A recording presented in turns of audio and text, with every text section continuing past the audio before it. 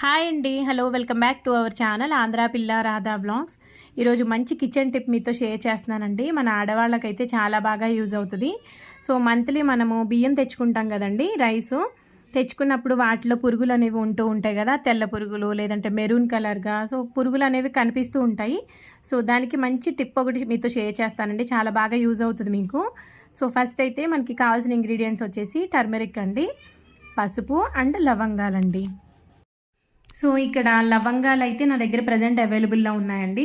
లవంగాల ప్లేస్లో మనం మిరియాలు తీసుకోవచ్చు, లేదంటే టర్మరిక్తో పాటు లవంగాలు అండ్ మిరియాలు రెండు కూడా యాడ్ చేసుకోవచ్చండి. ఇక్కడ ఒక టిష్యూ పేపర్ తీసుకున్నాను.